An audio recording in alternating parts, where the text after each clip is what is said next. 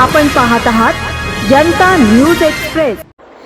तर आपल्या देशात राज्यातच नव्हे तर देशामध्ये बेरोजगारी खूप वाढत चाललेली आहे आणि शासकीय निम शासकीय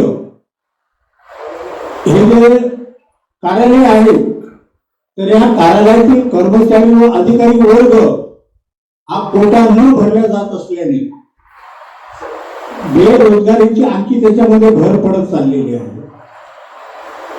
त्याबरोबर म्हणजे जे अन्याय पीडित आहे म्हणजे खास करून आपले आदिवासी बांधव हा विविध म्हणजे प्रकल्पग्रस्त मग ते सिडको असो MIDC असो या गायरान जमिनी अतिक्रमण धारक असो विविध क्षेत्रातील जे अन्याय पीडित आहेत त्यामुळे त्यांचे कामं मुदतीपूर्वी होत नाही आणि वर्षानुवर्षे त्यामुळे आपल्याला वाट बघावी लागते। तर ज्यावेळेस मी विचारणा केली म्हणजे जवळपास महाराष्ट्रभर तर हेच आढळलं की साहेब आमच्याकडे कर्मचारी अधिकारी वर्ग नाही आहेत, झालेले पद अजून भरल्या गेल्या नाही आहेत। तर बाबा जे तुमचे पद वगैरे भरल्या जात नाही म्हणून एकाकडे एकापेक्षा अधिक म्हणजे 3-4 खाते त्यांच्याकडे आहेत आणि खरोखर अशामध्ये जे अन्याय पीडित आहेत तर खरोखर त्यांचे कामं रेंगाळतात आणि रेंगाळल्यामुळे काय होतं तर अन्याय पीडित आहे तर ते नाईलाजा वाटतो। काही अधिकारी त्यांना म्हणजे अन्याय पीडितांचे प्रश्न ते मार्गी पण लावू शकतात परंतु त्यांच्याकडे तेवढा वेळ नसल्याचं कारण पुढे करून मग काय म्हणतात बाबा तुम्ही एक काम करा तुम्ही कोर्टामध्ये जा। आता कोर्टामध्ये जा म्हटलं तर ती खर्चिक बाब आहे तर जे अन्याय पीडित आहेत ते अगोदरच गांभीर्याने असतात पाठपुरावा करून आणि त्यामुळे जर कोर्टाची पायरी जर चढायचं म्हटलं तर कोर्टही आज जर आपण पाहिलं तर अजूनही ज्या काही त्यांच्यामध्ये केसी दाखल आहेत हे दाखल आहेत तर ते क्लिअर करण्यासाठी अजूनही कोर्टाला 10 वर्षे लागतील 15 वर्षे लागतात। तर त्यामुळे अन्याय पिढ्या जातात पण त्यांच्या समस्या आहेत तशाच राहतात। त्यामुळे ते प्रश्न जलद गतीने मार्गी लागावे म्हणून मी शासकीय कर्मचारी अधिकारी वर्ग जो आहे तर हा जे रिक्त पद आहे रिक्त पद भरल्या गेले पाहिजे। रिक्त पद जर भरले तर मुदतीपूर्वी काहीतरी प्रश्न मार्गी लागतील तर हा त्याचा पाठीमागचा उद्देश आहे। आणि जे अन्याय पीडित आहेत तर त्यांना सुद्धा न्याय मिळण्याचा मार्ग मोकळा होईल हे डोळ्यासमोर ठेवून आजची पत्रकार परिषद मी आयोजित केलेली आहे। कोणत्या विभागात रिक्त पदे आहेत आणि किती आहेत? हा तर महाराष्ट्रामध्ये जर आपण पाहिलं तर सर्वात जास्त रिक्त पदे जे आहेत हे महसूल विभागामध्ये आहे। सेकंड जर बघितलं आपण तर वणी खात्यामध्ये आहे वनी विभाग। तिसरा क्रमांक येतो सिडको आणि यांच्या पुढे म्हटलं म्हणजे BMC महानगरपालिका। आणि आज आपण पाहतो तर ते जे रिक्त पद तर सोडा परंतु ज्यांना हंगामी म्हणून रोजगार दिला जातो आणि शासकीय निमशासकीय रोजगारीमध्ये समावेश करून न घेतल्याने तर शेवटी त्यांना पण म्हणजे कामकुचलपणा करतायत असे पण प्रकरण डोळ्यासमोर आलेले।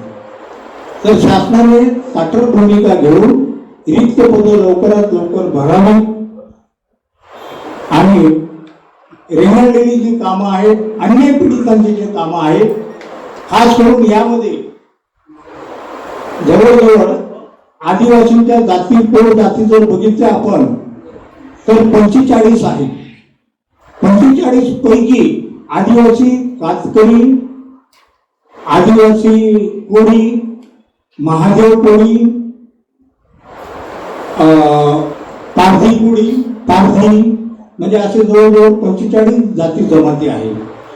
तर एका बाजूला मोदी साहेब काय म्हणतायत, हमने आदिवासियों को इतना सम्मान किया कि उनके कोई समस्या हमारे पास नहीं है. पण मी म्हणतो पंतप्रधान महोदयांनी आव्हान करावं, त्या आव्हान पेलण्यास मी तयार आहे. का तर आज मी ह्या जास्त लांब न जाता कोकण परिसर जर पकडला, आपले नंबर पण कोकणामध्येच आहे. तर ह्या कोकणामध्ये जे काही विविध प्रकल्प आलेले आहेत आणि त्या प्रकल्पाच्या माध्यमातून आदिवासी बांधव हा जेवढा उद्ध्वस्त झालेला आहे, मी तरी म्हणेल का त्यांच्यापेक्षा अधिक कुठली जाती जमातीचे लोक उद्ध्वस्त नाही झालेले आहेत. कारण का आदिवासी जमात हा असुशिक्षित आहे.